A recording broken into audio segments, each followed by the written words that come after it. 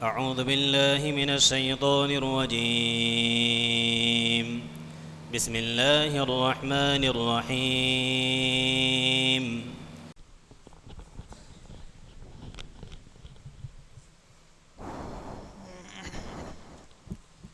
मसीयत ने बस एक शय दे के मुझको बरतरी दे दी, मसीयत ने बस एक शय दे के मुझको बरतरी दे दी, मेरे दिल को जहां ने दर्द की पैगंबरी दे दी।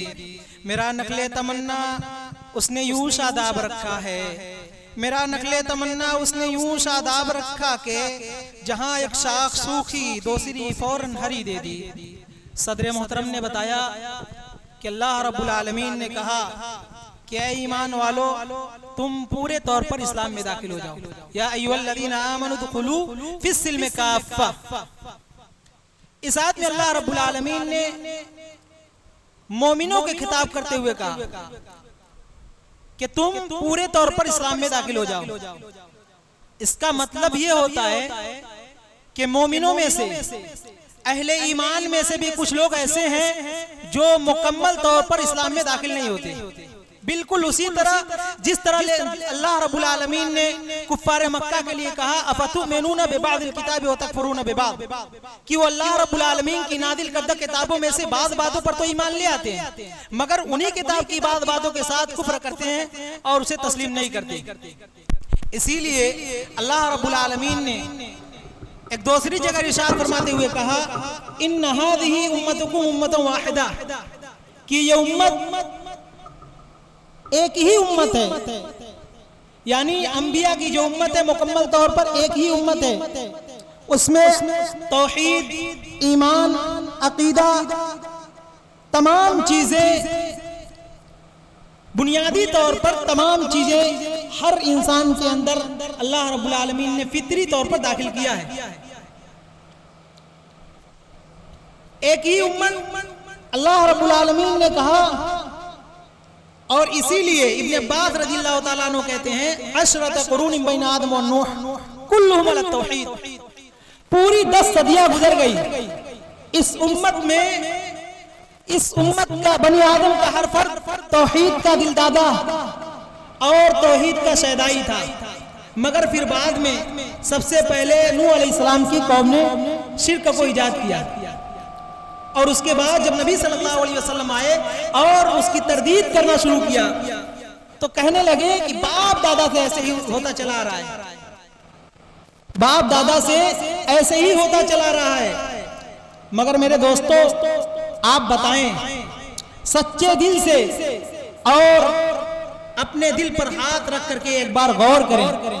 नबी सल्लल्लाहु अलैहि वसल्लम की वफात हो रही है सन 11 हिजरी में, और उसके बाद इमाम अबू हनीफा रहमतुल्लाह अलैह की वफात 150 हिजरी में हुई, इमाम मालिक रहमतुल्लाह अलैह की वफात 179 हिजरी में, और इमाम शाफी रहमतुल्लाह अलैह की वफात हो रही है 204 हिजरी में, और इमाम दुनिया अहमद बिन हंबल रहमतुल्लाह अलैह की वफात 241 हिजरी में हो रही है। नबी सल्लल्लाहु अलैहि वसल्लम की वफात के बाद और इन अइम्मा के वजूद से पहले कौन से लोग रहते थे? अल्लाह के नबी सल्लल्लाहु अलैहि वसल्लम ने फरमाया खैरुन नास करनी तुम्मल्लज़ीना यलूनहुम तुम्मल्लज़ीना यलूनहुम, कि मेरे ये असहाब जो हैं वो सबसे बेहतरीन उम्मत के लोग हैं, उसके बाद वाले, उसके बाद वाले, यानी ताबीईन, तबा ताबीईन, दर्जा बदर्जा। आप गौर करें नबी सल्लल्लाहु अलैहि वसल्लम की वफात के बाद और इन अइम्मा के वजूद के पहले किसी भी इमाम की तकलीद नहीं की जा रही थी, क्योंकि ये लोग थे ही नहीं, जो भी थे नबी सल्लल्लाहु अलैहि वसल्लम की इत्तिबा कर रहे थे। आप बताएं कि ये जो लोग जिन्हें नबी सल्लल्लाहु अलैहि वसल्लम ने खैरुन नास कहा है, ये बगैर किसी की इत्तिबा किए हुए मुसलमान रह सकते हैं, तो आखिर हम लोग क्यों नहीं हैं? मगर उल्टा चोर कोतवाल को डांटे। कहते हैं कि बगैर किसी की इत्तिबा किए हुए मुसलमान नहीं हो सकते। आप मुझे बताइए कि नबी सल्लल्लाहु अलैहि वसल्लम के बाद और इन अइम्मा के पैदाइश से पहले जो ये सदियां गुजरी हैं उनमें कौन से लोग थे? किसकी इत्तिबा की जा रही थी? लोग किसका पट्टा अपने गले में बांधे हुए थे? ये बात गौर करने की है और हमें सोचने की है। और जब ये मामला आगे बढ़ता गया और कई लोग आए, कई इमाम का जब मसला आया तो फिर उनमें कौन बेहतर लोग हैं, उसके लिए एक नया सूजा तैयार किया गया, अकलियत और अक्सरियत का। अगर बात में छेड़ूं तो बहुत लंबी हो जाएगी। बहरकैफ सिर्फ और सिर्फ बताना यह है कि नबी सल्लल्लाहु अलैहि वसल्लम जो दीन लेकर आए थे वो दीन सिर्फ एक दीन था, उसमें किसी की इत्तिबा नहीं थी। सिर्फ इत्तिबा करनी है तो अल्लाह रब्बुल आलमीन ने कहा लक़द काना लकुम फी रसूलिल्लाहि उस्वतुन हसना, तुम आइडियल और नमूना नबी सल्लल्लाहु अलैहि वसल्लम को बनाओ।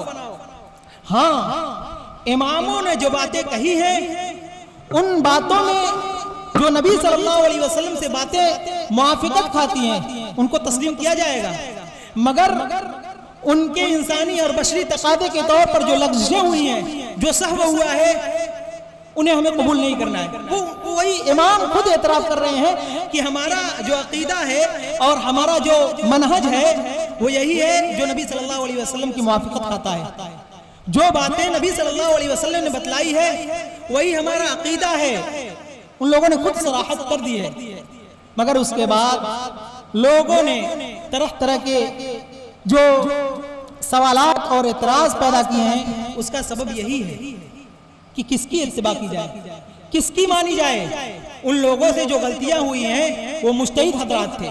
अल्लाह रब्बुल आलमीन ने उन्हें भी एक अज्र देने का वादा किया है। अगर उनसे गलती हो गई है तो उन्हें गहरा अज्र मिलेगा, और अगर दुरुस्त पर है तो उन्हें दोहरा अज्र मिलेगा। क्यों? इसलिए कि वो मुज्तहिद थे। हज़रात गिरामी, अब मैं अपनी बात को यहीं पर खत्म करते हुए